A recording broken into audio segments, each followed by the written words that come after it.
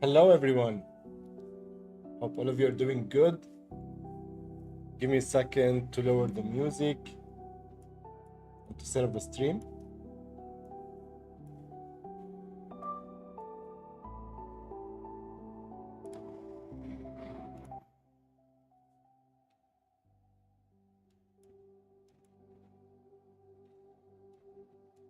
Let me also put the chat on the screen and let me close the window because it's slightly noisy outside. If you can hear me well, please let me know.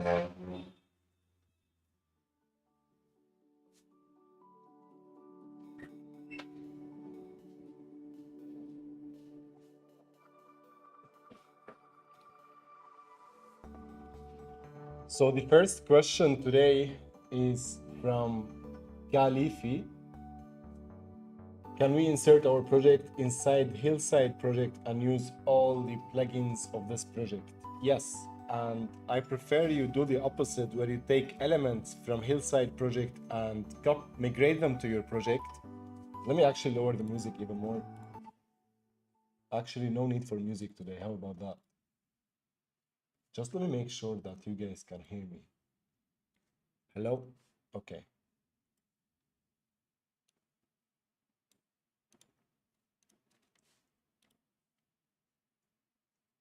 Khalifi, Swala or Salwa?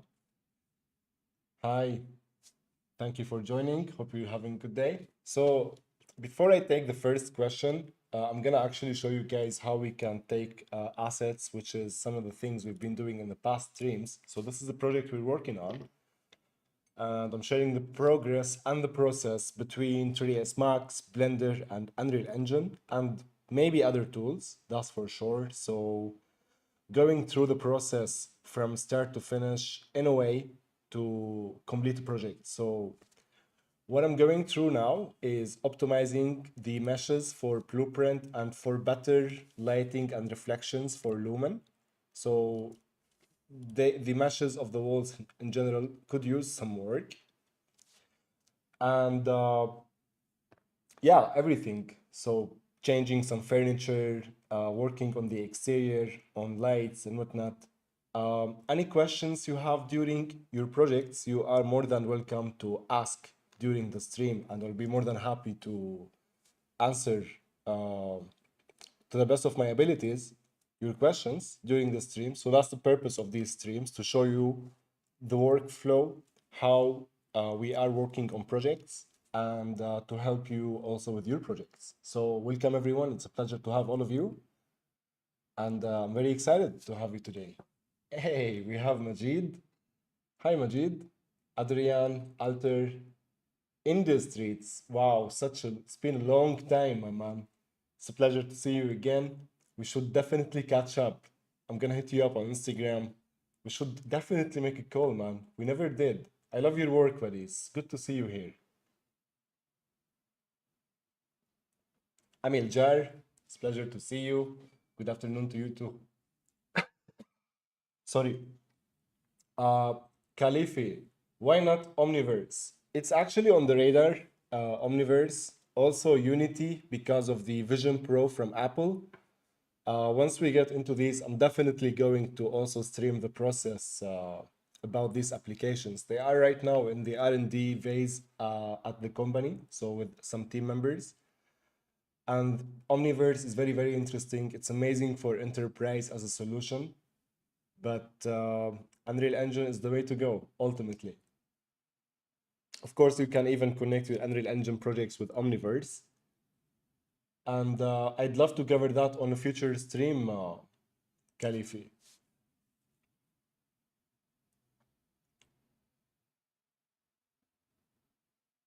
Industry. Thank you, man. Thank you so much. It's gonna be great. I look forward to it. Mikaleb, hi. Could you show how work connected with Unreal? That's a good question, Mikaleb. Perhaps I would cover this in another stream because I don't have connector installed on my VC now. But for those of you who don't know, guys, connector from Design Connected is one of the best solutions out there to organize your library. So It works with many 3D tools, and yeah, you can add folders, tags, and whatnot. It's free to use if you're like freelance. If you have teams, I don't think it's expensive like their cloud solution. Their pricing is very good. I'm not subscribed to them though, at least not for now. We have our own Synology solution that we're working on. But like, if you are just getting started with organizing library, Connected is a great application you can check out. Um, it's on the roadmap to create a tutorial around something like this. Mikalib, Mikal, sorry, I'm mispronouncing your name, but it's just you install the program and you install the Unreal Engine plugin. Actually, that's something I should test because I've never tested it. So let me add that to my notes.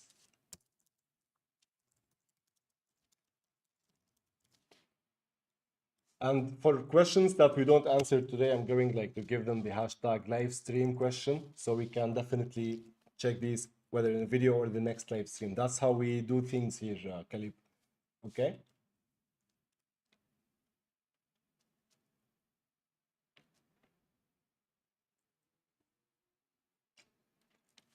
I am an urban planner, so I work a lot with whole cities. So I want to integrate my city into Hillside and then use all the plugins. Uh, Khalif, since this was the first question on today's stream, let's tackle your question a little bit and talk about uh, uh, integrating assets here.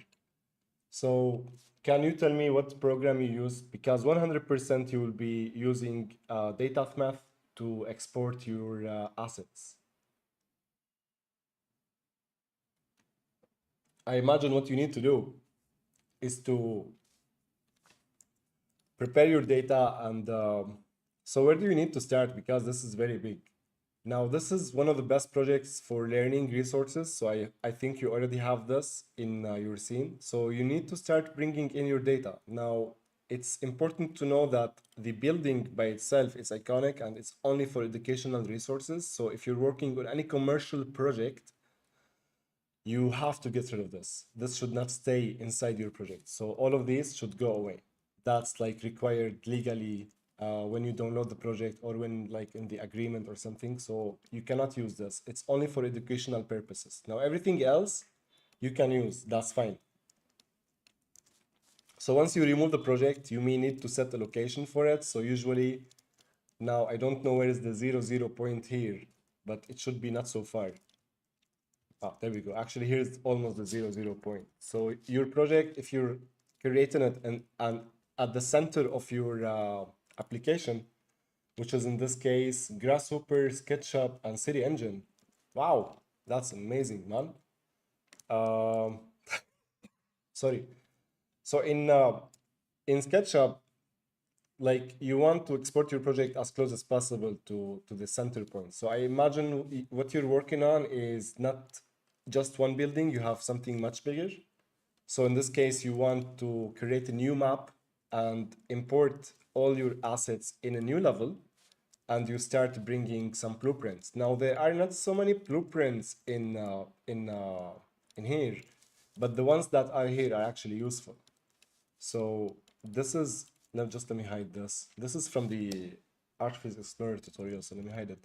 Now the blueprints, as far as I remember, there are a couple. Um, as for plugins, I don't think there are like unique plugins in Hillside Sample, because one of the main thing they said, like this is true for Hillside Sample or for any Unreal Engine architectural project you're going to create. It's really preferred that you choose the AEC sample, the architecture sample template project. So that's one of the things they said at the start of this project. They started from the Archviz sample project, and this is the version they're using, right? Because when you use your project, you create your new project from here, all the essential and important plugins for Archviz will be enabled by default. Sun and Sky, Data Math, Data Prep, and so on. So that's if you want to start new project or create a new level. Now, some of the cool blueprints here is there is the car blueprint. So let me just make sure this is the one. Target spline. yeah, simple traffic. That was the highlight, honestly, where you click and drag that blueprint and you just move the spline however you like. And this was made for cinematic shots.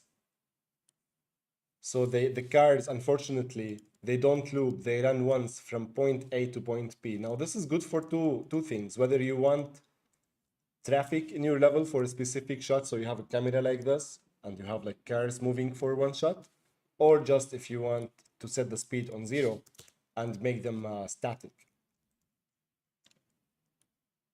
So if I show you what this looks like, if we hit simulate,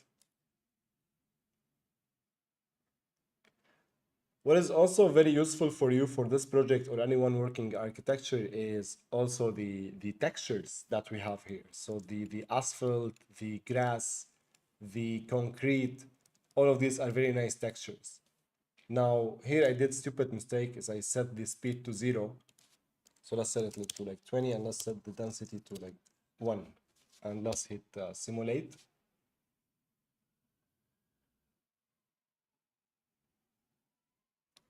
And that's how they work, like this.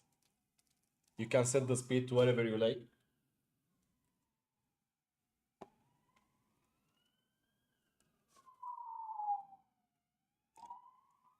Michal, do you have a schedule for your stream?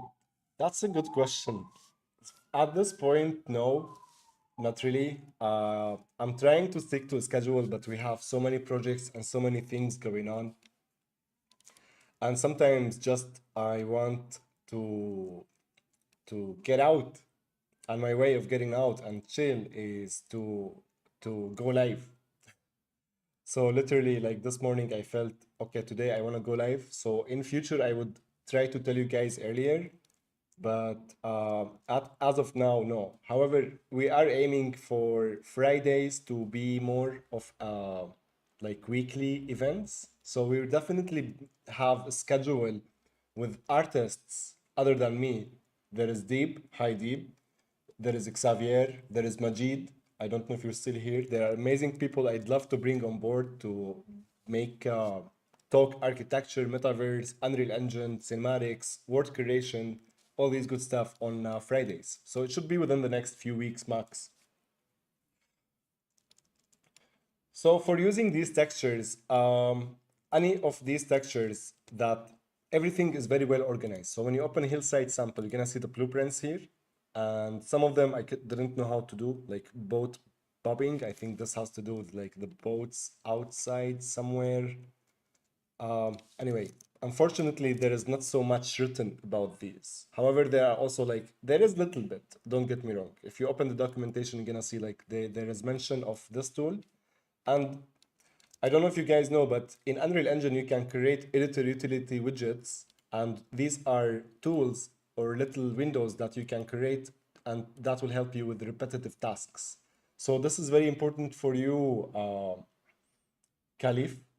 Uh, in your project, you might export so many meshes that needs to be merged, for example. So you would select all these static meshes. Maybe you import like building that has 500 meshes. You select all of them and you can merge them.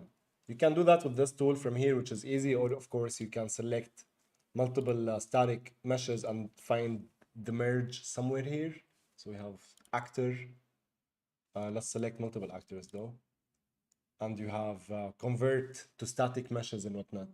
So yeah, they are very cool tools. As for textures, when you go to materials, the material library, we should always search for material instances. Usually material instances is what we should be using across our project. So we create a material, a master material, and we right click to create a material instance of that. And these material instances should be like well organized like this. You have exterior, interior, photogrammetry, and so on. So the interior material instances, you have all of these. Super cool. We're gonna open the interior scene in a second so we can check it out. And the exterior mesh materials, there we go. There are also a collection of amazing materials here. And you simply click and drag. Now, Khalif, for how long have you been using Unreal Engine and what tutorials or lessons are you watching? And yeah, is it something you're exploring recently? Because that's amazing if you're integrating Unreal in your workflow.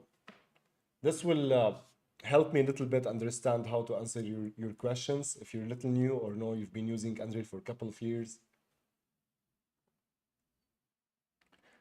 Adrian, I am interested in the upcoming comprehensive training program. Do I need have taken the Unreal Engine 5 for Architects course? Does it cover the modeling best practices? Um, Thank you for your interest, Adrian. Actually, let me bring that up on board just to talk a little bit about this because just let me do this. Okay. For anyone who is learning Unreal Engine, it doesn't matter what 3D program you're using because usually when it comes to 3D programs, what we are doing is just processing data. And the same principles we're going to learn in Max or Blender or SketchUp or anything, which is something we're going to cover, it can be applied everywhere. So in this course, in this program, I aim to train like my students in a way that anyone can join us at VR Division. Like we work on uh, so many architectural and metaverse projects, and as you all know, guys, it's really hard to find amazing artists, and it's the demand for Unreal Engine developers and creative people is skyrocketing. It's extremely high. So that's my goal with this program, where we cover everything about creating real-time architectural projects in Unreal Engine, from learning everything about data. So it doesn't matter what 3D tool we use. We're gonna cover case studies for each 3D application. There is Rhino, there is SketchUp, there is Revit, there is 3ds Max, there is Blender, Cinema 4D, and so on. Little case studies to see how we process data and prepare it from these applications. And there is also, I'm not gonna talk a lot, but anything you can think of when it comes to materials, lighting, preparing advanced topics like using Git Kraken, Perforce, and these type of applications for working with companies, because that's what we kind of work with all studios around the world. So we, yeah, there is Dropbox and Google Drive and whatnot, but there are also other ways. So collaboration, yeah. So the basics, I call these. Then we have more intermediate and advanced concepts and new Unreal Engine 5 features like substrate materials and procedural system, procedural content generation. These are things we are creating curriculums now for. And building your environments. So working with geographical data, working with OpenStreetMaps, urban environments, processing these type of data, not as beautiful as this, but just to get you on the right track to be able to create large scale projects. But I'm not promising you anything. It's depending on how much time you have to spend on learning Unreal Engine, practicing, then awesome. There is also blueprints and visual scripting, packaging your project, and this is for me very important, which is career advancement. Whether you are freelance, you want to focus on your freelance career, or you want to work in one of these big firms that want Unreal Engine developers. And yeah, these are things we're covering here. And there is two tiers. There is everything I just mentioned at this price at the early bird, and there is the virtual reality course in addition to this, and extra our marketplace access. So we're developing marketplace of assets that we are creating, more access to that, more example projects, and so on. So I hope this answers your question, Adrian. I just noticed there's also cover modeling best practices that will be also included. Not only working with data, but creating that data and how to prepare it. So that would be everything about this. And because I don't want to talk about like interrupt the stream with any cool advertisements, just guys, so you know, we have a challenge that ends in 10 days about designing a space for the metaverse. And the prizes for this challenge, I would really like see if it's you can make some time to create a space, virtual space. I can show you an example from this is actually the first metaverse project I ever created since 2017, 18. I shared it here a couple of years ago, but this one opened the door for so many metaverse projects with so many brands and companies. Was just a concept. So if you create something like this within the next 10 days, we have some amazing prizes and we have more challenges and things on the way that if you are interested or this something like this working virtualization of brands and companies building their brands, this is something you are interested about like me, then I would definitely consider joining us. So we will announce when the I'm very excited about this, guys. So let's stop here, join the challenge, check out cool projects, always leave like on good artwork on Artstation, and let's go.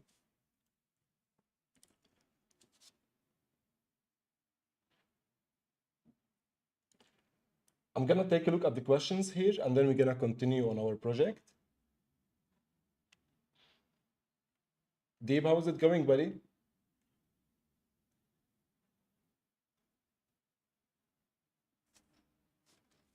Is it your laptop or the audio is a little low? Um, I think it could be both. Gonzalo, how's it going? What needs to be considered in the 3D model to be exported to Unreal Engine? To ban? That's a good question. So there are a couple of things you want to consider in 3D model when you are exporting to Unreal Engine. And number one, usually, especially for finished projects, is the naming conventions. That's on the side. Second thing is the pivot location. Now, when we're working with static elements like walls that never changes in their location, that's fine. You can whether like center their pivot or set it all in the 0, 0, 0 point. But when we are working with furniture, so let's just go to the our project here. When you are working with furniture, you want the pivot. So let me just ungroup this as well. Shift G to ungroup to be in the middle of an object like this. And the rotation to be on specific direction, preferably the Y. So all your assets are always facing one direction. It's just easier for automation in future.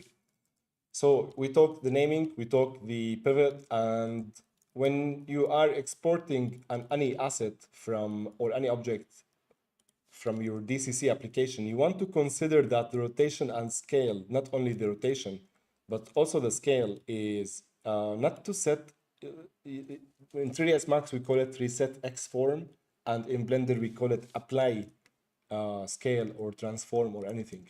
Now there is massive frame drop here in 3ds Max. I don't understand why. Maybe because I have two projects open, but why 3ds Max not Unreal Engine? That's stupid. So give me a second, guys. If anything is open, let me turn Parsec.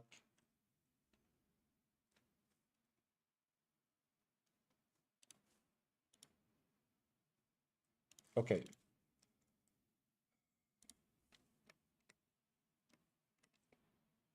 I'm gonna close this and open it again. Save. The location of the pivot and the rotation. So the rotation, if it's like not set to how it should be when you export your asset with data math, maybe like things will look nice like this, but in the content browser, thing will not look good. So that's that. Now, when you want to, one of the things you want to consider is the amount of topology you have in your asset. So whenever it's possible to not have so many polygons, that's good. And also n-gons. Let me, 3ds Max is making problems. It's just, yeah, boy, Blender fans, Blender guys, raise your hands. You want to, it's preferable, of course. Like last stream, I had very good example why your meshes should always also be quads.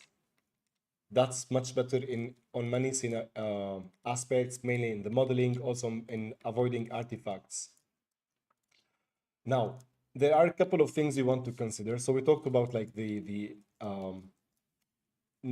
name, the location, rotation, the pivot, and the polygons. So try not to have a sofa with 3 billion triangles.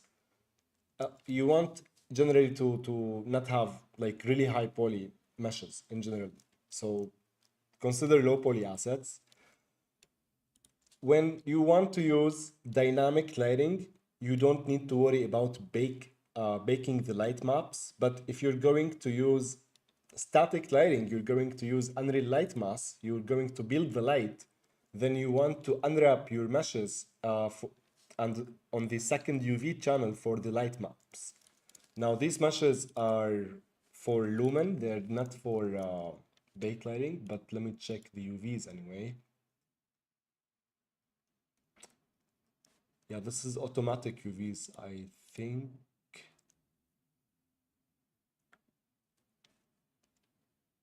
Yeah, this is some very quick automatic unwrapping here.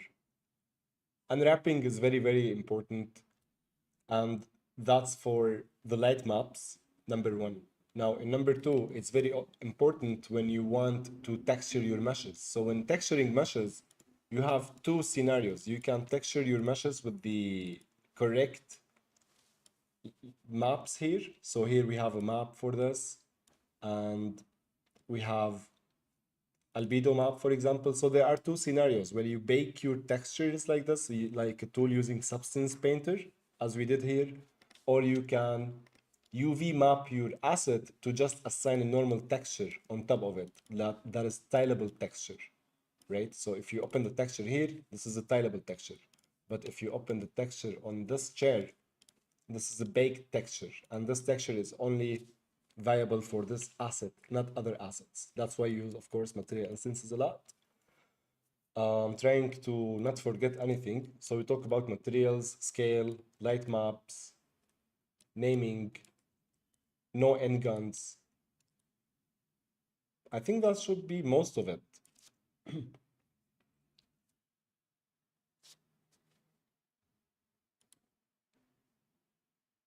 I hope this answers your question, Tuban. If I miss anything, you can remind me, guys. Um, if I remember anything, I will let you know. But these are the most things I would consider always when I export and prepare my mesh. Yeah, I think the last thing I didn't say again is the pivot location. You want to make it easy to work with your assets. You don't want to drag an asset and the pivot like is somewhere in the flying anywhere, right? That's very important. Also, actually, the amount of meshes, here's something I just remembered. So this chair can be like 7 pieces if you want, or it can be just one piece like this, which is more convenient in my opinion. But when this is could be different for this sofa, for example, if you wanted to bake the light on very high quality, let's say, for any reason. So how you attach and detach your meshes, also one of the most important things that you should consider when you are preparing your meshes for Unreal Engine or any game engine. I think that's all. Adrian, if I'm planning to have collision on my Unreal Engine project, what would be the best way to model the walls? Like if I have doorway, should the top be part within the same wall mesh? That's a good question. Now it depends on two pathways. Let's say you care about performance a lot and it's very important and you want to squeeze every single frame, then what you said, that is in a way what I would do. No, there is no need to detach the meshes. Now, if you don't care about performance, I made a tutorial about converting, like you can select as many assets, then you can go to like bulk edit. Yeah. And then you can select the static mesh. Sorry, is it static mesh? Body setup, and then collision. complexity, you want to use complex collision as simple, but this will impact your performance. Be careful. Now, if you're using an Archviz project, it will not impact it a lot, but we don't use this in video games or VR projects and so on because it's like more expensive. Now, it's possible for you in this case, let's say this here has no collision, right? So let's show, do we have any collisions here? We don't have a collision. And usually when you create a box collision like this, um, which is the green one we see, you will not be able to enter through the door or this door because like we have a box, right? Now this is slightly tedious, but you can scale and move this collision exactly as you want around the mesh to keep it like very simple, and hold Alt to make like multiple duplicates if you want. But as you can see, like this is tedious. Another way, it's been years, I think 80 or 7 years since I did this, but UCX collision. When you're exporting with data with FPX, like this is so old. We used to like to name the meshes in our program. Like let's say this is your mesh, and then we made like a duplicate of that mesh, and we call it like UCX something similar, and export both. And one be the collision. It doesn't matter what shape it is. Actually, it kind of does matter, but we're gonna talk about it in a second. I'm gonna paste this link for you for further reading.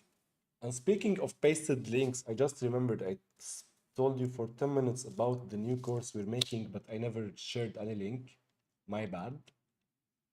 So let me see.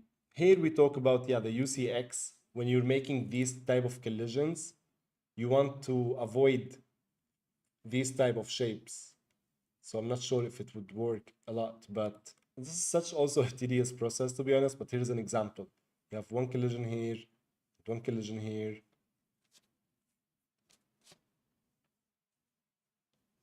Actually, number 3 is the UCX stick, and number 1 is UCX candy, and 2 is gap between these two collisions. And as you can see here, they did the collision of this like rounded object as a box because that's what matters for performance. Now, yeah, if you're making for games and like again like in triple A scenario, this is important. But if you're making an Archviz project, honestly, like it's okay to enable complex as complex as simple, but just do it with your own risk and considerations. So I hope this answers your question about collisions, my friend. As for links, did I close the page by mistake? Yes, I did. Here's a link number 1. And here's a link for our courses, all of them. Check them out. For anyone who's interested in learning Unreal Engine for free, we have this course, and we have an update coming to this course within the next 2 days, just so you know. If you've already watched it, we have an update. If you didn't watch it, if you're interested, you can check this out. This is the current course we have currently that will teach you everything you need to create an interior Archviz project in Unreal Engine. It's very cool. And this is the upcoming course that I told you about, guys, in a moment. The comprehensive training program. I would not call this a course, to be honest. It's a training program. All right. Goodbye, collision. Get out of here, collision. And because I'm gonna replace all of these, we don't want any collisions. Ben, hey, Behnam, hello, hello, hello. Muhammad, hi team. Hi Muhammad. How is it going? I think hopefully are used for cinema, so you can export so many polygons. If I miss a question, guys, just in case, if I don't answer your question, notepad, just type like question and then type your question here. Hey, I have question about. That will be easier for me to see in the chat, just in case, okay? My man, Behnam, it's good to see you. Welcome to the stream, Bruski. Hope you had a good day. So this is a cool project as a case study, and I'm working on the 3D file to show the all of you guys how we can like do our very best to mitigate these. You see these? I don't know if you can see it in the stream quality, but these are the ultimate enemy. Whether technically in Lumen or things you can do and change your lighting and whatnot to avoid this splotches. All right. Thank you so much, man. I'm glad you are enjoying the presentation. If you want to export model without texture, but we want to texture it with Adobe Substance Source using Substance plugin inside Unreal. Actually, this is something I'm doing now. So Substance Source textures are really, really, really good. And the customizability options, like, I think we should try these today a little bit. Do I have any of them? Because I wanted to change some of the textures in the project. I think I can start with the floor. Perhaps we can download a couple. Adrian, so if you have any questions about the training program, what will be the best way to contact you? Let me check if we added a contact form page. Now, the best way is like to reach me personally is Discord, but usually my inbox is flooded and takes me a while. However, let me find that page again.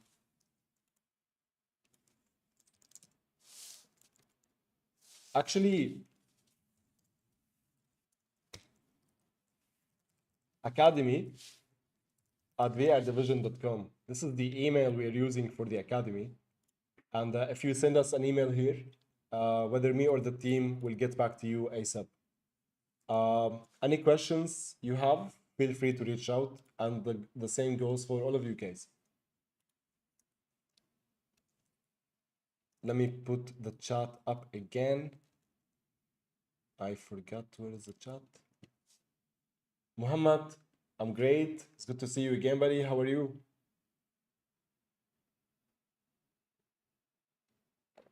Okay, guys. Um, Before we jump to the boring stuff, because that was the topic of last stream. So in the last stream, I spent good chunk of time detaching. I closed 3S Max. Yeah, until it opens. Spoke a lot about like preparing walls and preparing meshes and how we should do them. So yeah, we're gonna do a little bit of that today, but before we do that, let's go to Substance Source and try the Substance plugin. So the first thing I'm going to check is if I have Substance plugin enabled in my project, and I don't. And if you search for Substance, you may not even see this because you need to download this as a plugin from the Unreal Marketplace. So I'm going to enable this and restart my project. So let's click Save and let's open Epic My Games Launcher. Let's go to Marketplace. I think they have free assets for anyone who wants to try.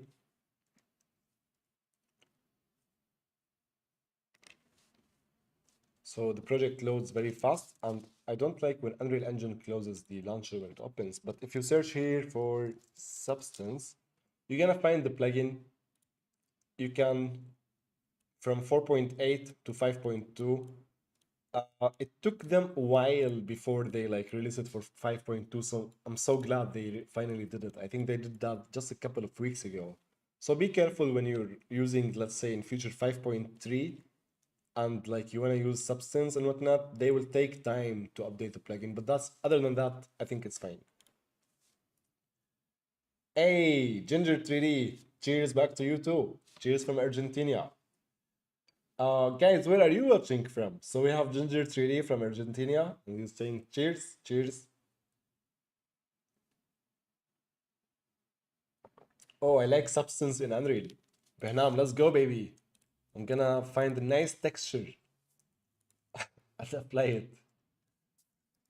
Substance. This is a cool. I like it. Good stuff. Space stuff. Even it has a cool name. So perhaps material, surface, category. I don't think I want stone. No, neither ground, because these are ground stuff. This looks cool for outside. Marble, granite. Yeah, maybe we need these.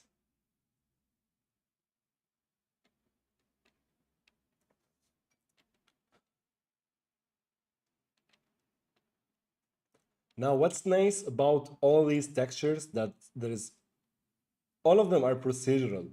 So you can open any of these and change its settings in real time in Unreal. So let's just find something we like or we don't like. I don't know. Let's just find something quick. I like this if they have another pattern. So usually there is the 3D player, web player, yes. And from here you can check out the parameters of the texture. And let's say they have presets.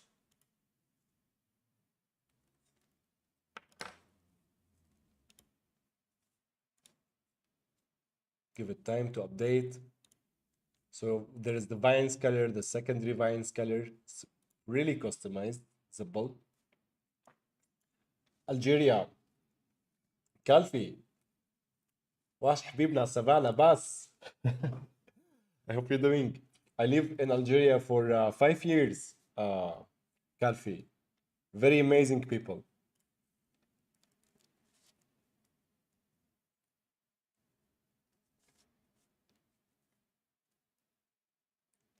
Tuban. So if we have an asset like bed that has almost a million meshes, we have to reduce the mesh with retopology. Yes, Tuban. It's preferred that you do that. Of course, now you can enable the second step after doing that, reducing the topology. So you have two routes. Now, the future route will be 100% just one route, which is nanite. However, if like nanite, for example, I don't think it works on mobile devices, but we're getting there someday. You may need to create LODs. Oh, this is stylized. I don't want it.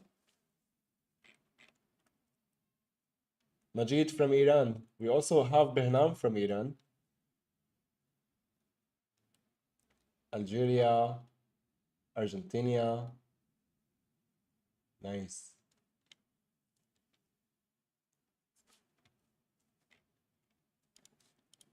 Let me just find something. I need to search for.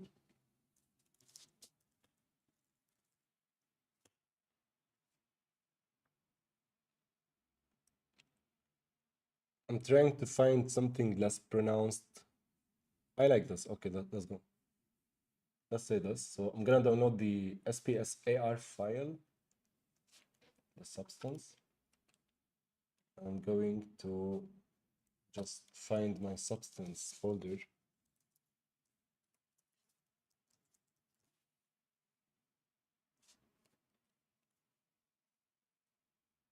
All right.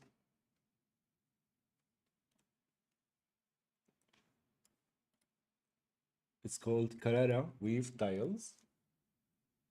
Let's open the folder, and here let's just make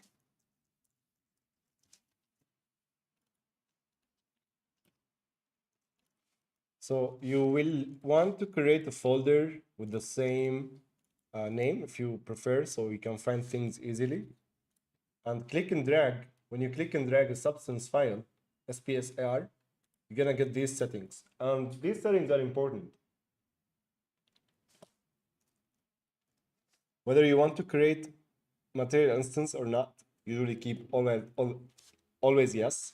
But what's important is, where is it? Create material, yes. Specify material path if you want, yes. Yeah, there we go. The template. So we have standard template, which is the standard, but we also have the tri-planar, and this is great for beam models where, or any models that you don't have any UVs. This is great for these. You don't want to create this material from scratch. You have refraction if you're importing glass materials, and you have also car paint if you're importing car paint. So the template is very important. You need to define this when you are importing your texture from here, your substance file. So in our case, I'm just gonna keep it on standard, click import, and this is the substance file, and these are the generated textures, and this is the material instance that looks like this, and this is the parent material with all the textures, or the master material, and you can customize this if you like. For now, it has like nice cool material function for UV tiling and rotation and whatnot. So all of these parameters are exposed in the material instance that is here. Now, you look here and there is not so much you can do. And like, yeah, the quality is like, what is this? Now, if you open this file, the substance graph instance, you're gonna see cool stuff. You're gonna see the output size. So let me assign this material here, for example. Let me just select the mesh because I don't think this is a normal mesh. This is a blueprint. So let's select the mesh from here. And let's do this. Okay. Let's give it some time.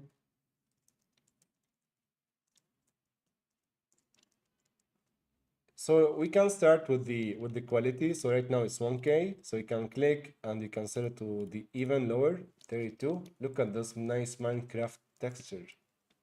This is easily great Minecraft texture, don't you agree? And you can set it to like 4K. And you can call it Minecraft 4K. I'm gonna stop with the Minecraft jokes. Cristobal, hi, it's good to see you. It's been a while. Welcome to the stream, buddy. So if we look at other settings, because like that's the beauty of Substance. I don't know if you're familiar with Substance Designer, but it's like the most amazing application out there to create materials, right? So let's search Substance, or let's just type Designer, and I'm sure we're gonna see like all these materials are made with Substance Designer. So imagine if you know Substance Designer, or if you have an artist who works with Substance Designer, or if you just simply like count like on what exists in the marketplace, imagine what you can bring to your projects, especially in terms of like modifying things. And you can easily create as many material instances of the same material, but have so many different randomations. So for now, let's just make this just 1K because we're gonna play with these a little bit. So the X amount, weave tile X amount, let's increase this from 1 to maybe 4, 5. As you can see, we're editing the texture in real time. And in my opinion, that's cool. On the way, and this is especially useful when you're like sitting with the client on a Zoom call or next to you, and you have a set of textures and that you can modify without the hassle of finding a billion different textures. So of course I should color this better than this. So let's say this color, let's click here, make it whiter, darker. Should be careful a little bit with the colors. If not this one, we can modify the other. That is this one. So let's find this guy. Yeah, there we go. So this is before. The vines. And I think the vines will look better if we just give them for now another color. Because we can change also their density, I imagine. So the color density we can reduce and we can increase. Can we go more? Yeah, we can. but this will mess up the material a little bit. But sometimes these could be locked, sometimes not. I know this is ugly, but you get the idea. We also have thickness. Let's just make it nicer.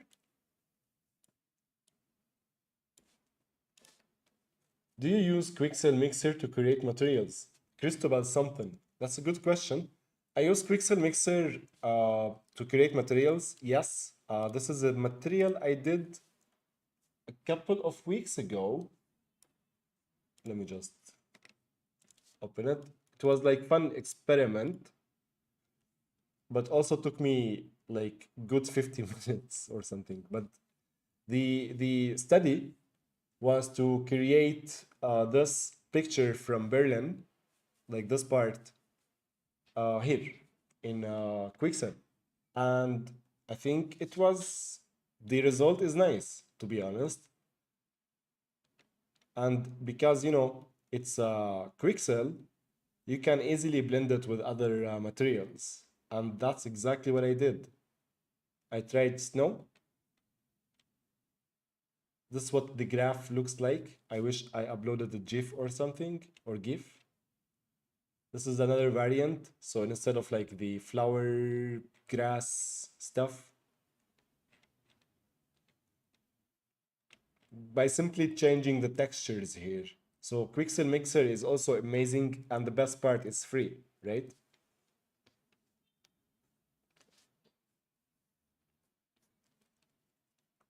Behnam, thank you so much.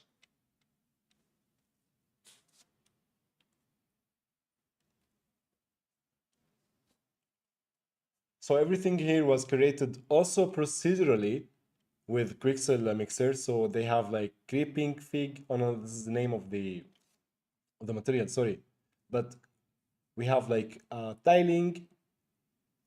Well, I'm not clicking on here, but like you have so many masks and cool things that you can do to also like in a way create your textures procedurally. One of the best people I know in Quixel Mixer, like it was even before they get acquired by Epic, is Victor. He makes amazing things. All of these are also with Quixel Mixer. In their very early days, like this is I don't know how many years ago. 4 years. Also very cool. So now we got all the assets and things we want. It's just up to us to create. So is there a blueprint that can change textures and materials using substance with buttons? The way I would approach this is by creating multiple of these material instances. So I would make a duplicate of, so here, by simply just creating a duplicate of this folder. Oops, that's not a duplicate. Can we create a duplicate of folders? No, but we can create duplicate of assets. So just click on the graph instance and click copy. That's the only asset you want as far as I remember. Yes, that's all what you want, and it will now this is a new version. So let's see. Maybe this one, weave it like this to this, and let's get surprised. What do you think? Let's see what's up here. This is gonna be ugly. I don't want to change this. Okay, so now this is a new material instance that you can simply click and apply, right? Of the same asset. And these are like generated textures on the fly, depending on how you edit these. Now, in the blueprint, that is the widget editor. So when you create widgets, not this guy, user interface, sorry, widget blueprint, user widget. So from here, you want to design to set like multiple buttons. Let me just Start with the border. Well, you need a canvas.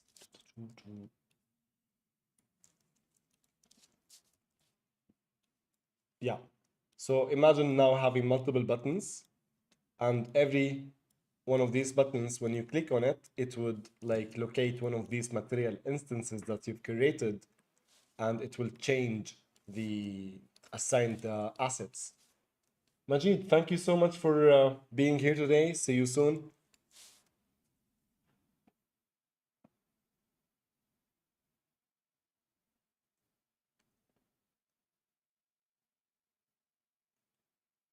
Khalif, uh, I am from Syria, my friend, from Aleppo, specifically, Halab.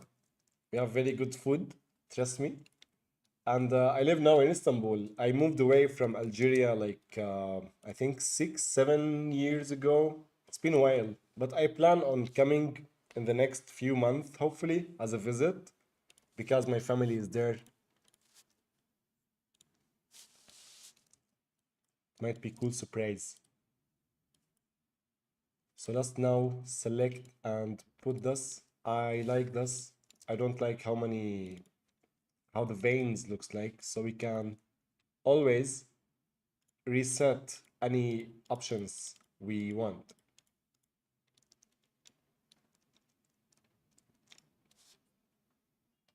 Thank you. Adrian, question. Is there a similar plugin like the Substance one, but for Quixel Mixer? Unfortunately, um, no, not something like this, but in Quixel Mixer, that would be up to you to improve on your master material and add functionality to it to make your project or your material like more dynamic. But I don't think it's hard to program these stuff a lot. Well, it is kind of challenging, that's for sure, but should not be so tough. Now, you know what would be cool? Oh, I reset this to bad density.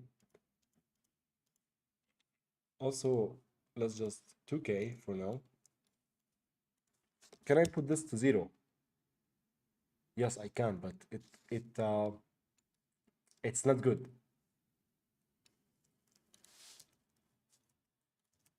So 1 by 1 is important. Now additional,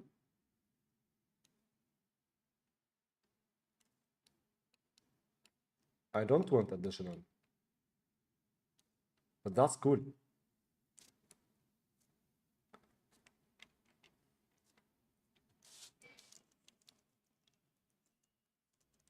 So Vine's angle. Oh wow, we can rotate the angle and the vines. Just it seems that Control Z doesn't work here. I'm not so sure. Yep, when I press Control Z, it doesn't work. So just be careful if you're using this stuff.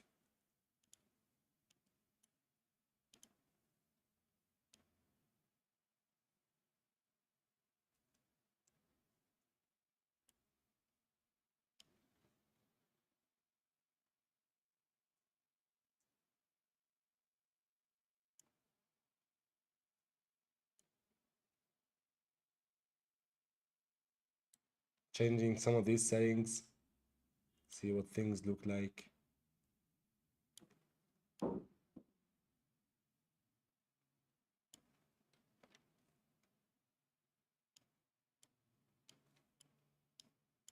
So we can generate other textures if needed. Specular, glossiness, diffuse, but we don't need any of these.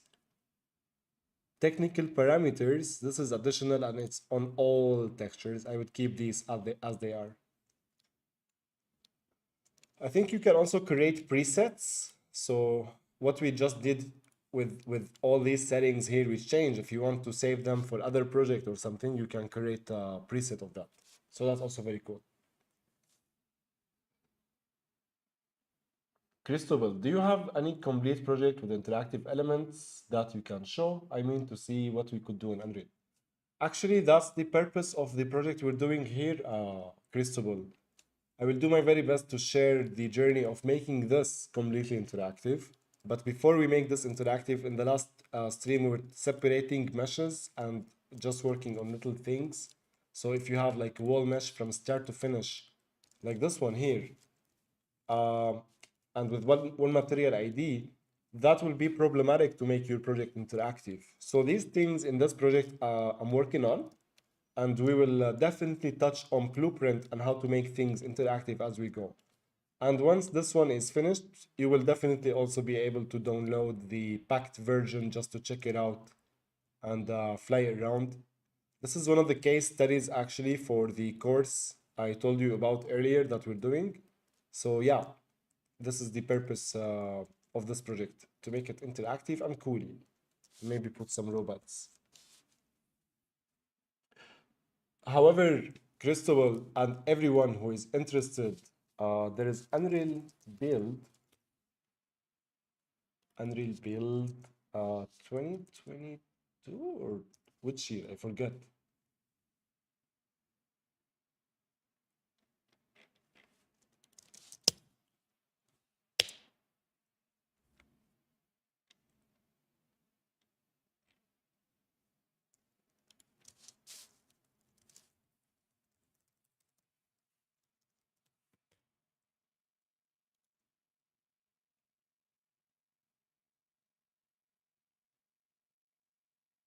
Yep, 2021, sorry. I think this one. This is one of the best events ever. Sim. Many companies from around the world. Let me just make sure this is the one though. No, no, I don't think this is the one. Is it the one? Yeah, this is the one. There are amazing case studies across this like 1 hour, 30 minutes. And this is Zaha Hadid stuff. They're showcasing twin motion here and what's possible with it. How like they use Unreal Engine and twin motion customizability solutions to present designs. And somewhere here in the configurator, you can configure whole apartments here. So I'm gonna share this link with you. Let me just open it on YouTube. I highly recommend watching this if you really want to understand how like big companies around the world use Unreal Engine and what can you do with it. In addition, like to many other resources, that's for sure. But this is a good start. Also, stay tuned because we're working on this one as a cool case study. Captain Vicky on Cruza. Hey, I like your work a lot. Thank you so much. I like your name.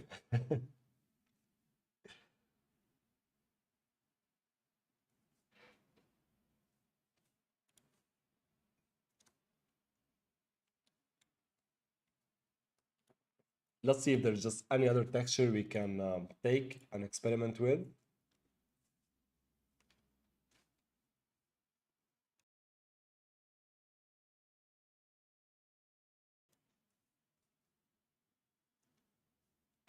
This is one we took. Let's see this one. Let's see this one.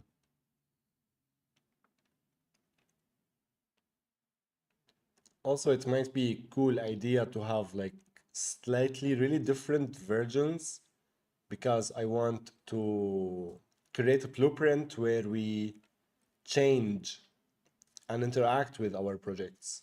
But maybe that's something I can do later. And yeah, I don't like this. This one is cool. So let's download 1.5 meter, the physical size.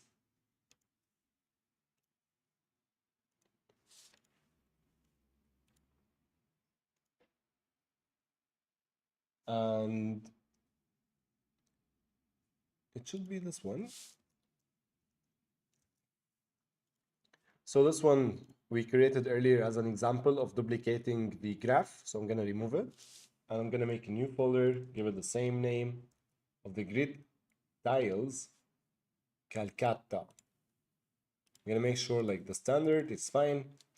And let's select this mesh and do this. Now, this mapping, as far as I remember, it's 1 by 1 meter. So this is not the correct scale. We need to change the scale from here, the UV amount, I think 0.75, if not mistaken. This would be like the correct dimension, but I kind of want it bigger. So let's go with like 0.5. That looks good. Maybe my personal taste tells me like this is too much. And I'm like, no problem. I'm gonna open the graph and the vines, color intensity, warp intensity, thickness. Maybe I reduce this thickness a little bit. Yeah, I think they were like too thick. So remove thickness. Yeah, this is bearable. And there is the other variant, like this stuff. I think it's called the noise random vines. So intensity on 0.3 and 1. So I definitely like needed 0.1. Wow, this is like warping them. This is so cool. Let's just check it out.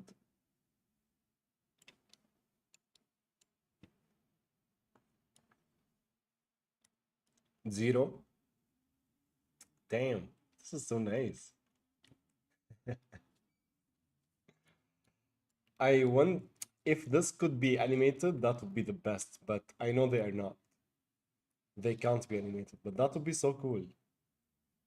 I'm sure the other effects are like possible from the material graph, similar effects.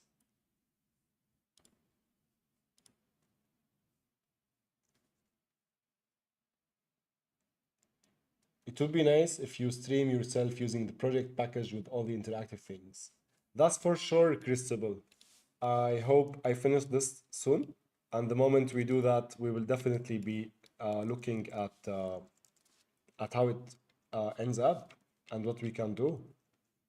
Now, I keep pressing Ctrl Z by mistake, and this is doing things here, but that's fine. I keep forgetting that we cannot press Ctrl Z on these guys, so that sucks. Let's reduce the intensity. Now there is also stain. I don't care about that. I'm gonna keep this for now. I wonder, can we add things to the roughness from here?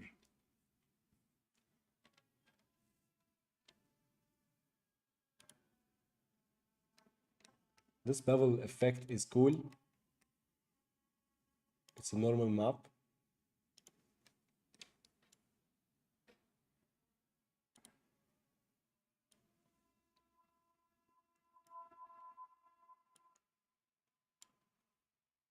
I'm gonna like put it like this. Smoothing, there is 1, there is 0. Skip it as it is.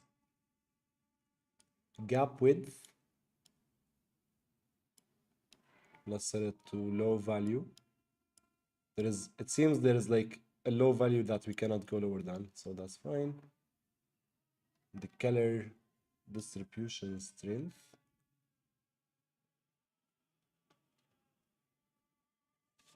On 0, it looks like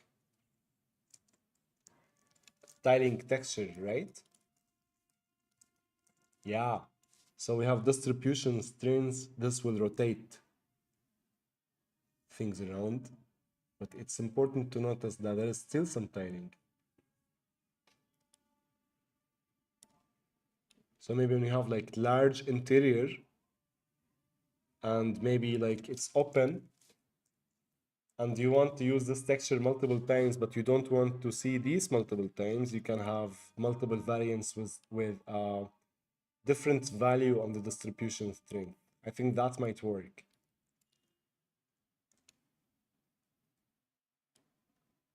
So stain density.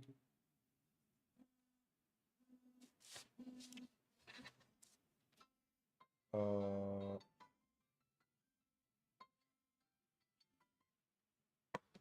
wow, it's 8:45 already.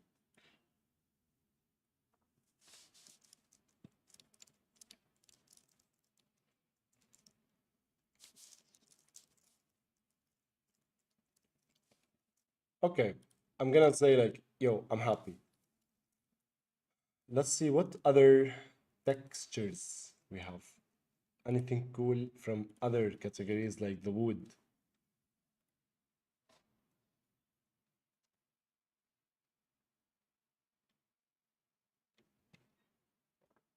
I think looking for textures is something I would do another time. It's about time I continue working on this piece. So that's what we're gonna do, I imagine, for the next little bit. Now there is something so annoying about Max deciding that this is the best time to start stuttering like this. So in such scenario, what I would do, take walls level 1, these guys, and let's just click. Actually, let's take more.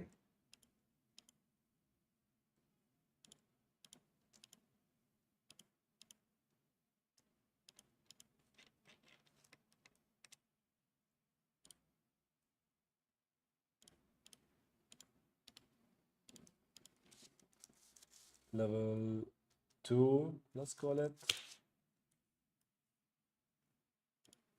And let's say this is level 0.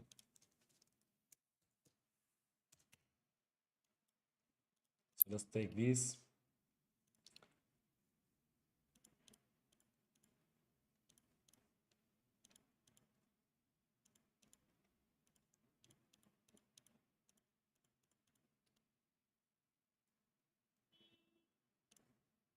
I like to double check my selection because it's not me who worked on this file. So assuming like this is level 2, level 1, level 0, I disable these layers and I look if there are any other additional walls that I didn't copy. And there are the facade walls that it's good they are their own stuff, so we don't want these in the most part. However,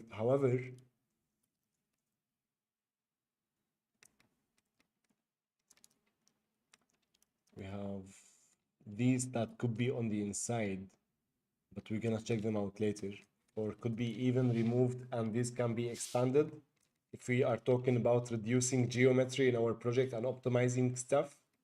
So sometimes, like, this is an optimized version of the project, just so you know. There were like, I don't know how many, couple of like 600, 700 different pieces to make just one villa. So now like many more things are attached and much more organized.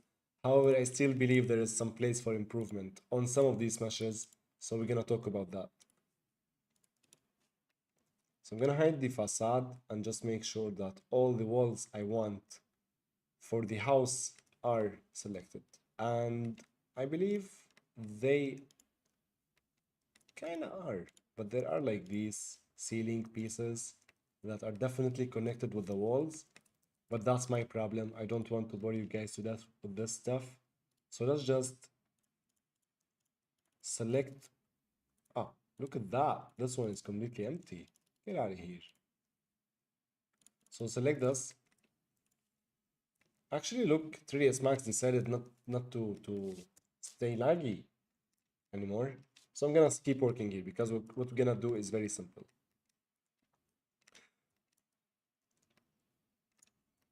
So I will be checking for meshes where we have like end guns like this.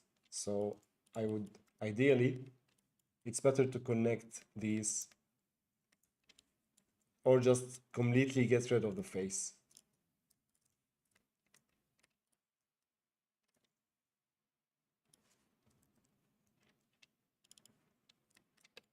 I like to hide in any program I'm working on, like the layers that I'm not working on. So I usually like hide unselected completely so I can have like more freedom working here. So I'm gonna isolate my selection, check this out, because we have like wall pieces here and whatnot. Now, just to avoid any like concave shapes, I'd like to close the meshes.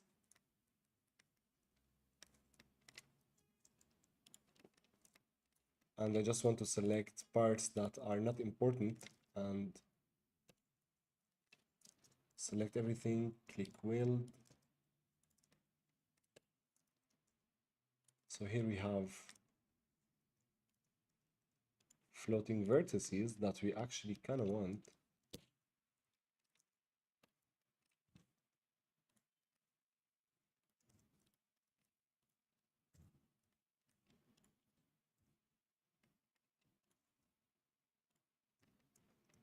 Right.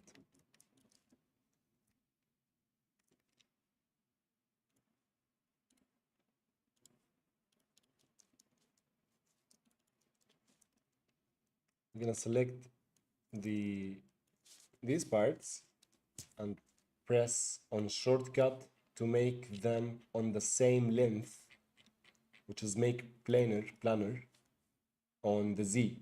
So when you click this, let's say before one is like on up the very top and like one, let's say like this. So when you have these, you click on make planar, they both become on the same like surface height area something.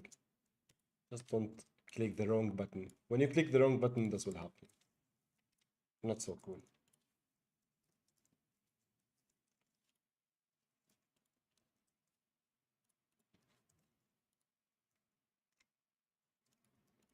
Any additional extra faces that we don't want, usually it's better to get rid of them.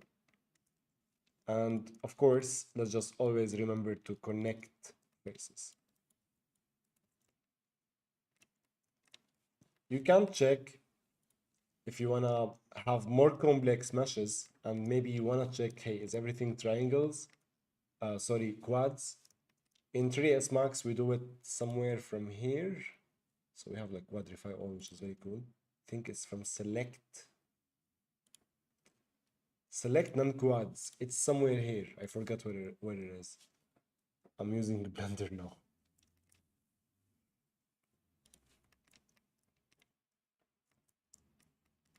Now, this here, its own separate mesh. And if we were baking the light or this was like an exterior scene, sorry,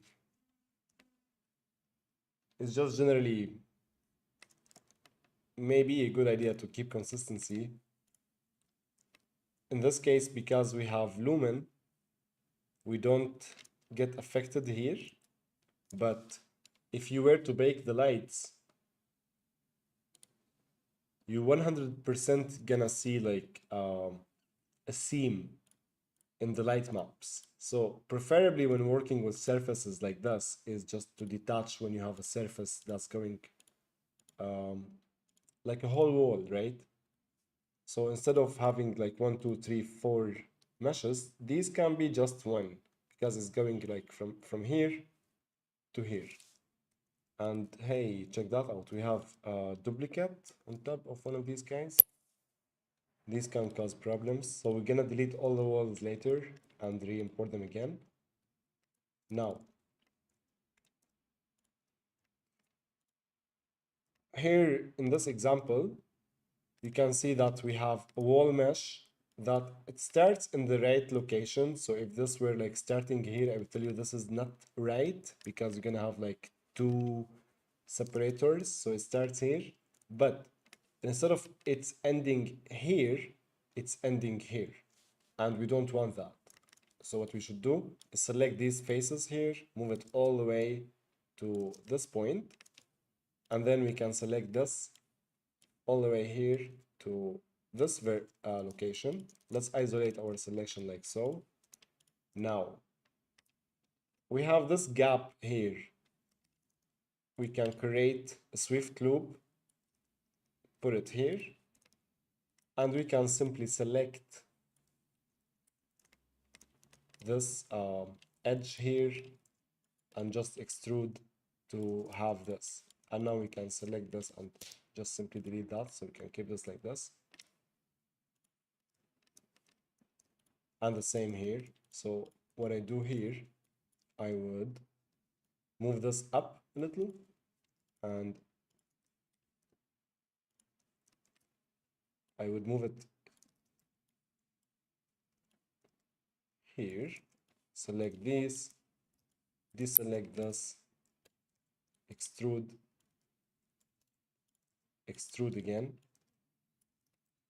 then select these two faces and extrude. And that's it. So we go back, we can hide this wall and we can select this piece and delete it. For pieces like this, can simply add an edit poly on top of them, because in Max you need to have a modifier, I know. And you can select the loops, delete the stuff, select everything, cap the stuff, and then you can collapse, and things are fine for this tree. And if we need to do the same here, we're good. So select this, just double check, it's 8 vertices, that's right.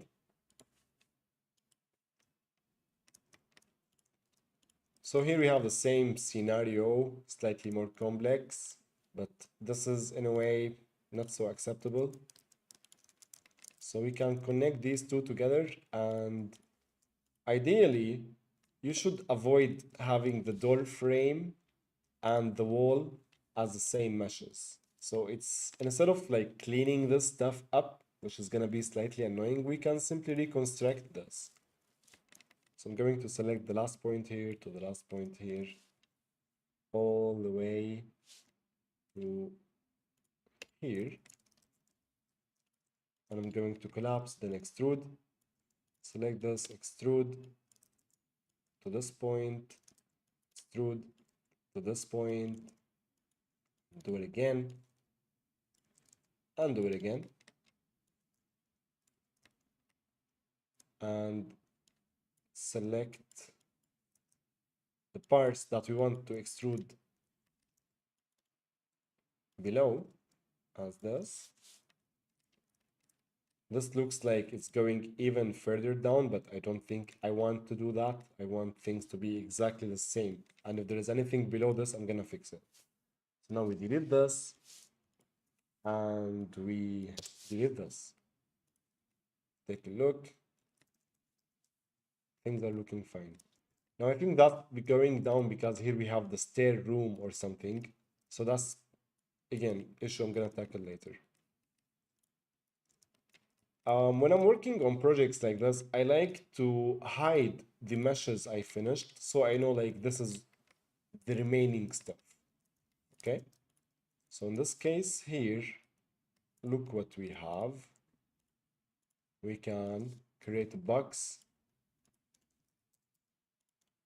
We can add a swift loop, and we can extrude all the way. However, I think this is separated between balcony and interior, so I'm going to extrude all the way here. Actually, I'm gonna extrude all the way here. And here, let's do this.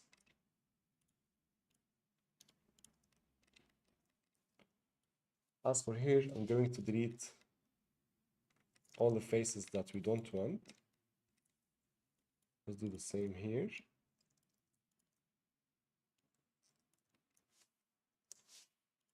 And for this part,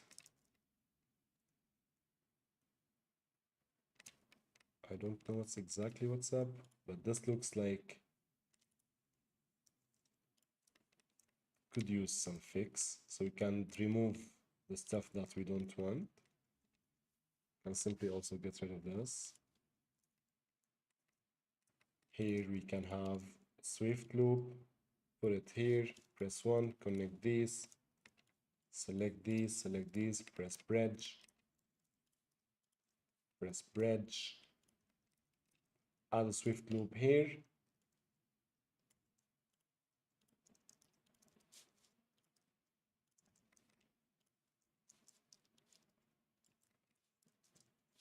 Weld everything and cap. That's it. That's a better mesh than what it was before. The way it was before, it was open and whatnot. It was not fully. This could like cause issues. Khadija, ahlan wa sahlan. Get rid of them extra edges. Behnam.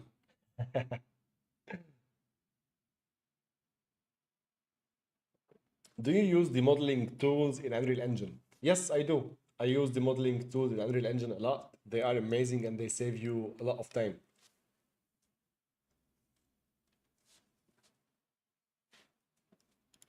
And with the new Unreal Engine update 5.3, they're gonna be even like more useful. So they're getting a whole new user interface update. So it's gonna, I look forward for the day where I do all of this stuff, but in Unreal Engine. That's gonna be fun. Imagine. Just imagine. So in this scenario, I took one of the meshes we finished, which is this guy. We can hide it in peace now. And I'm going to put it here. This looks also like a longer mesh. I'm gonna keep it not long now, just so I know what I got. And I will move this stuff here. Let's go to front view. Yeah, we're looking good. And let's do the same here.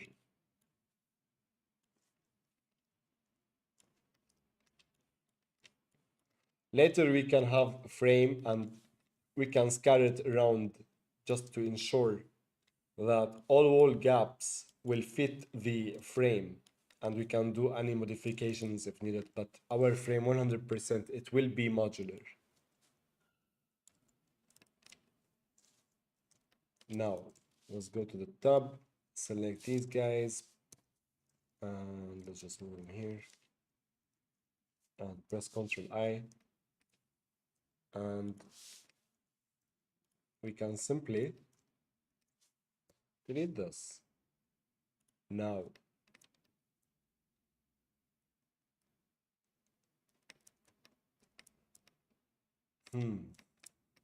let's just make sure that this is the height, because I think that's the height. As for this,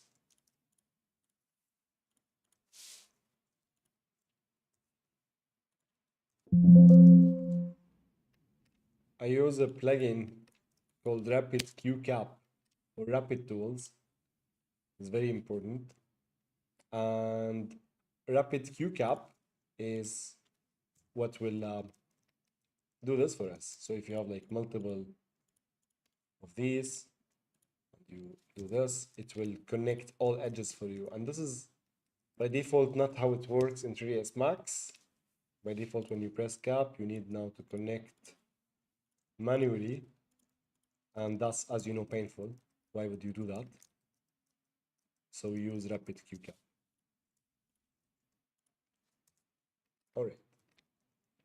Get rid of them extra edges, as Behnam said, always and forever. So let's save.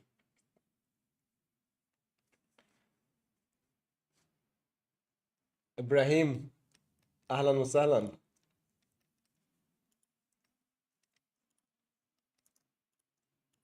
Okay, so these are also finished. However, I would prefer to keep this wall going from start to finish as one piece. So we're gonna connect these two meshes. Behnam, yes, Rapid QCap, Rapid Tools. It's Rapid QCap is one of the awesome stuff actually within all these. So you have like fast bridge, default bridge doesn't work for some reason, but yeah, you have that.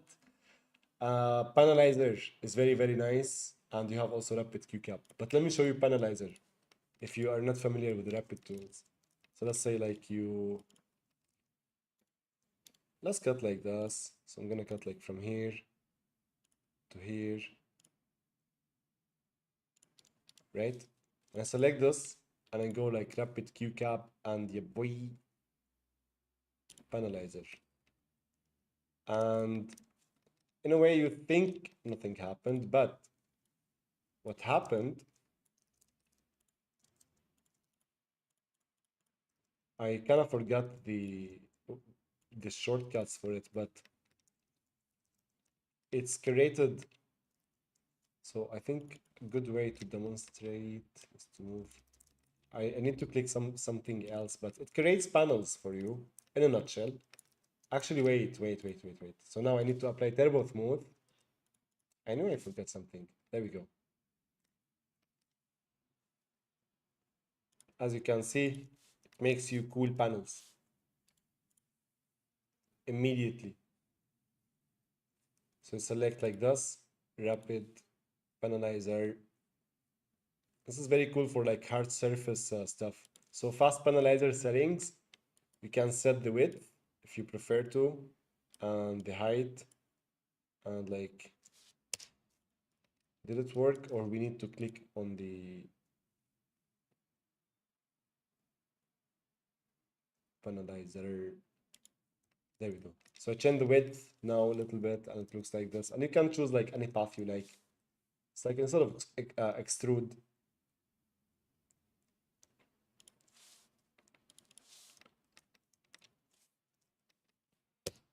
So you can find this rapid tools on yeah, rapid MX. It's a free tool. Rapid tools, rapid MXS max scripts, I think. Yeah, with description for everything. Yeah, man. I saved you some investigation. Go for it. Hell yeah. I'm glad you found something useful, dude. Holy shit, usually it's me learning from you.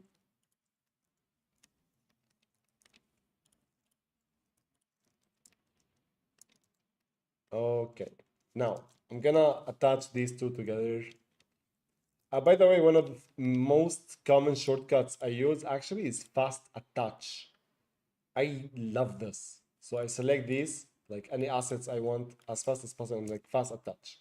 It just works. So it attaches meshes together. Weld.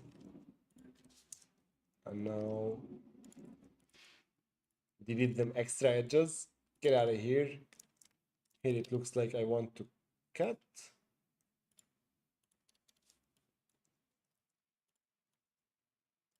Here it looks like we need to go away.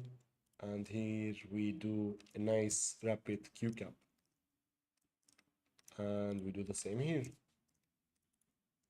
And we don't want this extra edge that appeared for some reason. Yeah, looking good. Does it? No. Let me check.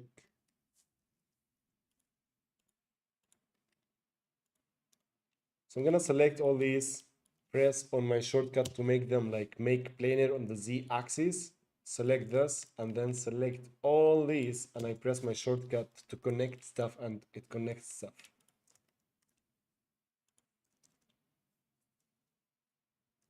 And I save. Behnam, I'm so glad you are finding the stuff here useful. Cheers, my mom. Thank you. We should have you on stream sometime soon.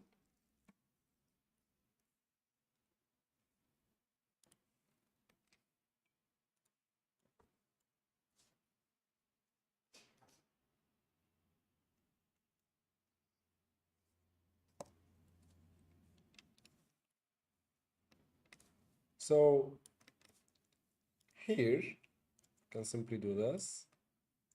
If it doesn't want to do this, we can do this. No, we press on X. So we want to make this planar on X. And on my numpad, I have the make planar shortcuts for me. XYZ is like 7, 7, and 8 for Y, and 9 for Z. So like 7, 8, 9 on the nightpad or on the numpad XYZ. That's how we do it. Now I cap this and I cap this.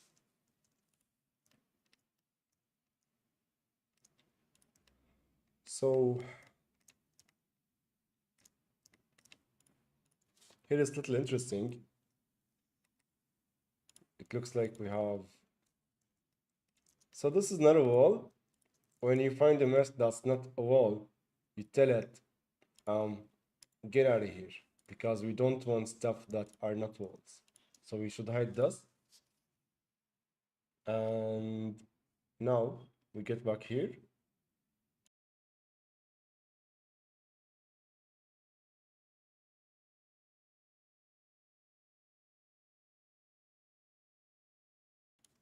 Hell yeah, man. Talk some cool techniques in modeling and stuff. Here, I think there is a window. So we're gonna ignore this part. Yeah, there is a window here, I'm certain. But I remember that window, we need to just adjust the location because we have this gap. So we're gonna do that later, I guess. Can move the window frame.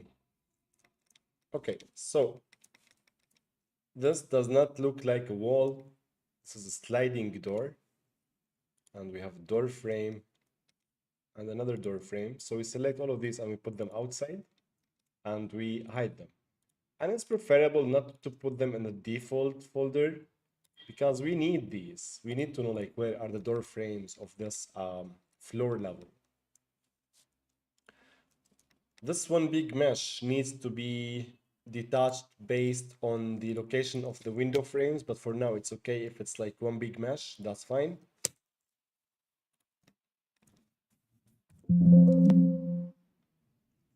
Something is wrong. When you connect,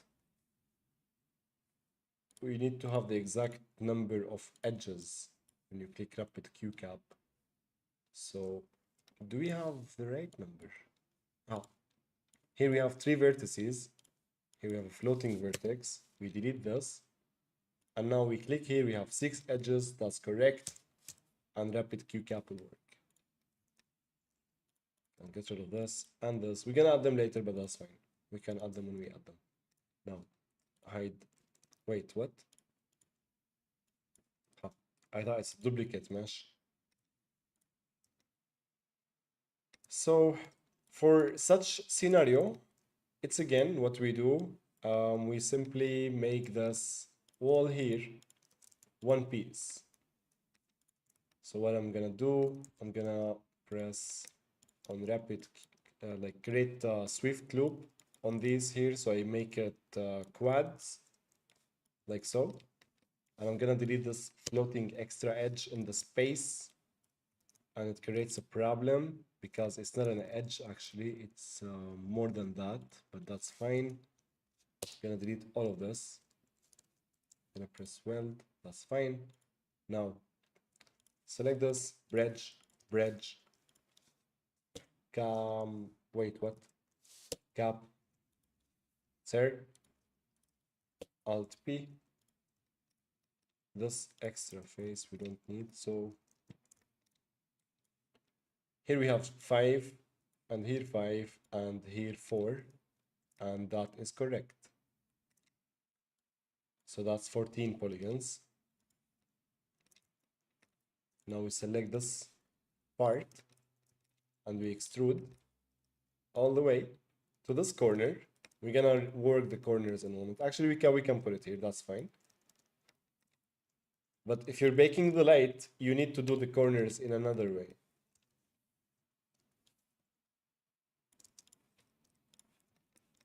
Now, this guy with its door frame that we don't want, this should be its own separate mesh in future. Let's start by bringing any nice door frame we have.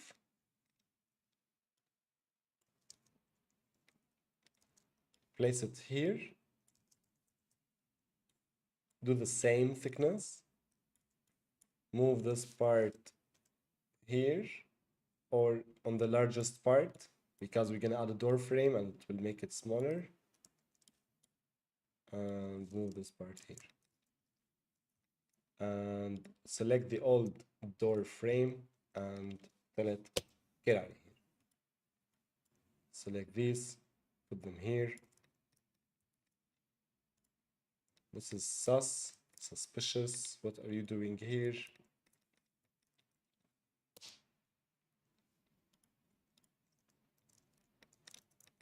Here, we should always avoid geometry intersection, okay? It's bad.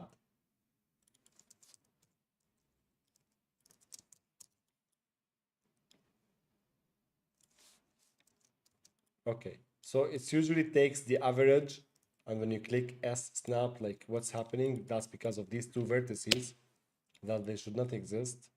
And then we do this and it works. So press 1 to check.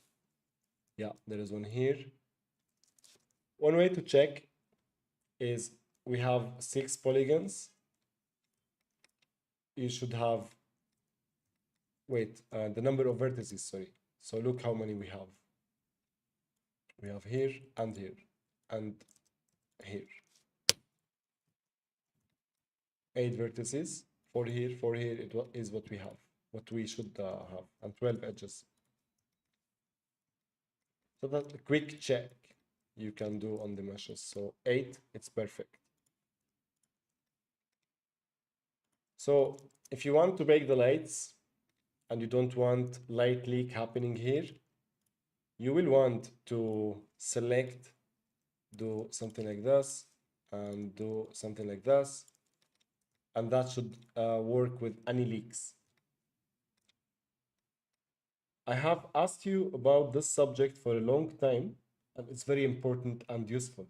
Jar, I'm very, very happy that we are covering your questions today. And yes, in my opinion, I agree with you. This is one of the most important phases of a project, preparing it in a good way for your real-time projects. So I would also get rid of this. This looks like a sliding door we have here, so we need to keep that in mind. I'm going to reconstruct this because it's just easier. So I'm gonna select this face on the tab, press 4, extrude, select this face, move it here, extrude again. We want to go loop cut here, so I'm gonna stop here and then make another one here. And then I'm going to select and do this. So now I'm extruding and I'm gonna create ring selection and click on connect and click on chamfer, and I'm gonna see like, what is it, like 4 centimeters? It's seems like it's 6 centimeters in width for the sliding door. So we set this to 3 and 3 this way, 3 this way. We have 6 centimeters. Now we select these two and these two we delete, and then we select these two edges. We press shift, press to extrude them like this, move them all the way, snap it here, then select these two guys, and we can, if you can see that part, it's somewhere here, we can bridge basically. So when you select these two guys and you have these selected, just press B to bridge, and then select these two guys, and I think these two guys, yeah, and also bridge. But before you bridge, actually you should do it one by one. So instead of selecting interior faces like this, which is sometimes annoying. In this case, we can simply select the loop. So I press 3 and I select the open border, sorry, not the loop, and I cap, and that's it. That's how you make sliding door with quads everywhere.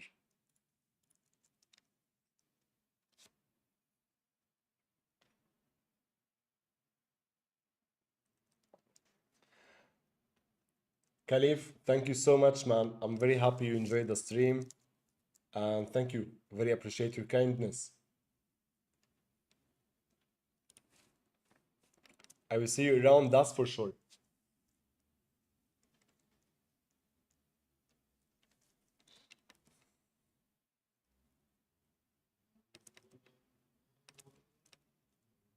So I'm getting confused by some design decisions.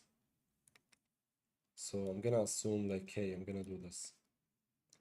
Now this lower part can get out of here. This we said is good. This we said it's good. 47 vertices. And in such scenario, we select these because I think we fit. Oh wait, look at that. The moment we thought we finished, we didn't. We have 11 vertices. Nope, we should have 8. So we have 9. This is the last one. Delete, Control A everything. 8. That's perfect. Now we go tab and we do this. And because we've done this here, we can do the same here. So I can select that edge, slide it back like so.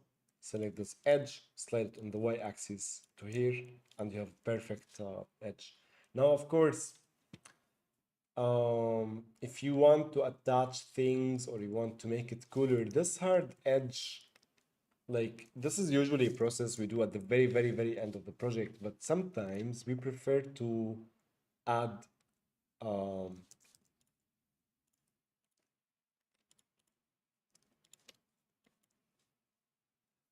what is the word? Fill it. Because if you look in real life, this does not exist. But this can exist. But that's like something at the really very end of a project. And we don't do it always. It depends on how much time you have, how much photorealism you're aiming for, and so on. But that's like every time I see an edge like this, I remember it's important to mention. Now, looks like we've made some progress in this area. So I'm gonna hide these objects. These windows should also be gone to here. And this is one of the active layer here. This is something we should be careful of. Should make this your active layer just in case you create new meshes.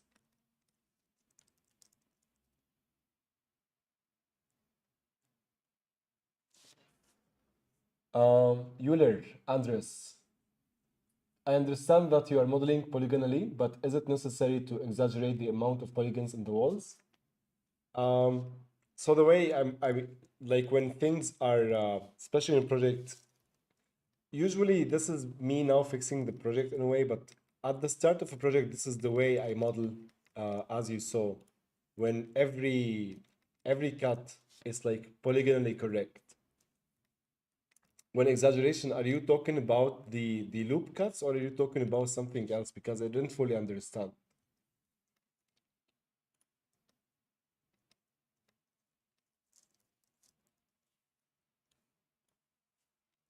So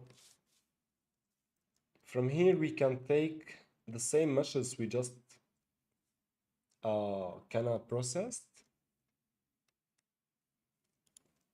So let's see, where are they exactly? They're not these.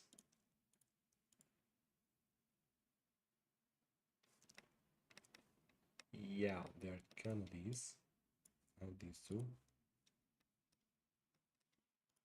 So do we have also sliding door here? Yeah, we do. Sorry. Let's hide these windows because I don't want them. And as for here, let's see what other parts we want. There we go. So I'm gonna take all of this, move it on the y-axis, and I will simply press on mirror on the y-axis as well, and move it. It's almost perfect. I think it's perfect. Now, I would select both of these, and let's just make sure one more time. Yeah, hide them, and then select these and get rid of them. As for this, press 1 to see any vertices that should not be there. Everything looks good, so we can cap this and cap this.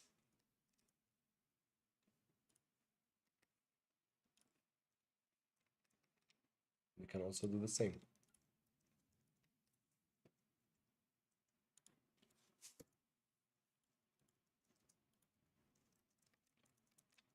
So here there were like some duplicates meshes on top of each other. Now they're gone. So we always get rid of like faces we don't want. When possible, that's great. And do the same here. So let's press Y wield.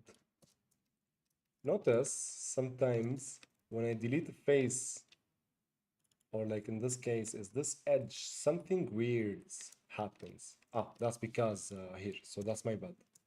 But that's in a way why I fix or make sure all my meshes are correct, because it's still something is bad happening, and usually these could like cause some shading issues and whatnot. So that's why like do my best to fix any issues like this. You don't know what you might get from bad meshes. So sometimes it's just easier to reconstruct something instead of checking all vertices and whatnot. And just make sure you are on your active layer when you create a new mesh, and you should be good.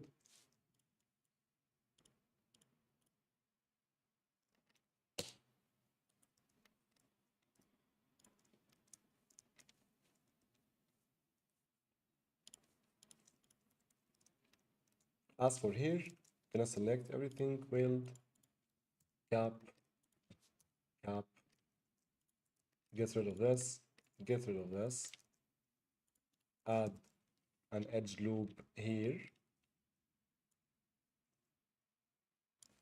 make it the same, get rid of these vertices,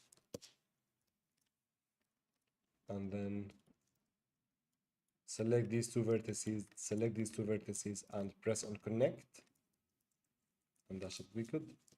So let's build everything. Here, sometimes you get these normal problems, so you simply select everything and smoothing groups, you can just click on clear all or auto smooth, it should work. Just a smoothing problem.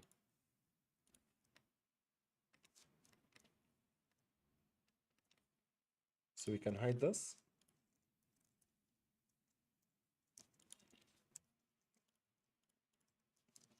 Eight vertices is perfect. And do the same here. 6, 6, 6, and 6. So in total 24. That's also perfect. Let's hide these. As for here, 8 vertices looking good, so we can cap. Same here.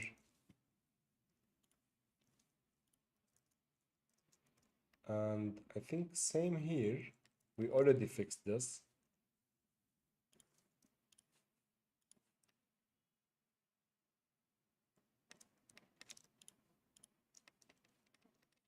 So let's hide it. This is something we're going to check later once we unhide everything. As for here, just need to fill this and things are looking good.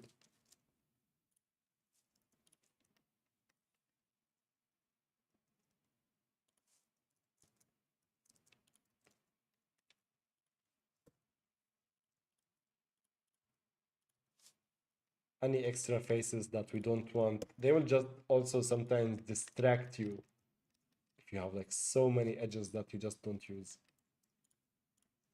So these three are good. This one here, I believe, is also good. It's one of the walls we fixed. This one here and this one here, they're good. Same goes for these guys. Now this one, let's do cap, cap, and the cap. Let's hide. This also looks good. 12, 12, and 6. Nice. So there is this one final piece. I need to check where exactly it's connected. So I would unhide everything. Select all the walls and just make sure that it's in the right place. And it is. So this is the first level. It's finished. It's almost perfect for exporting this to Unreal Engine. However, there are a couple of things we should do before we export these. Of course, like other than fixing the villa, let's assume that you fixed all your meshes. So the couple of things you would do is renaming your meshes. Also, you would apply UV mapping on your meshes because when you change faces around or create new faces, they will not have correct UV maps. So UV mapping is necessary. Naming is necessary. The location of the pivot, I would reset that or set them all in the same location if you want to move your project around. That would be so much easier when they have the same pivot. And layer, that's check. There is something else I kind of forgot. What is it exactly? The material IDs, actually. So you will want to create material IDs for the interior walls and another material ID for the exterior walls, especially if you're using different material. Now on this stage of the project, we're using the same material for interior and exterior, but I know it will change from interior and exterior. So right now, if you click on this wall mesh, for example, it's just one material here. And that's not good. Now, also, if you click on it, yeah, that's exactly why I am fixing the wall meshes, to avoid all these like overlapping stuff. All right. I think I'm gonna wrap up here today. It's been like, I don't know, 1 hour and something. So if there are any questions, guys, feel free to ask because these are like the last few minutes of the stream. I feel hungry and all that good stuff. But thank you all for being here today, for the good questions, for your engagement, for the likes. I really appreciate it.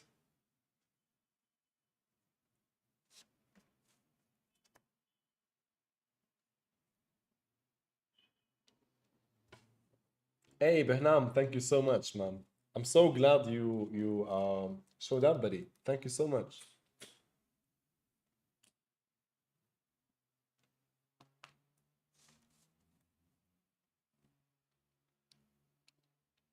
The reason we did it without music today because every time I forget my Spotify list open on this copyright-free music, it switches to somewhere else to non-copyright free music and we get like copyright claimed. So guys, if you have any good music that we can play on live streams that's copyright free, uh, feel free to send it if you enjoy music, or just put your own music. That works too. Unless you want me to put some death metal, but nah. Anyway, Behnam, I'm glad, buddy. Thank you. Everyone, I will see you soon. So, one final reminder, the challenge ends in 10 days.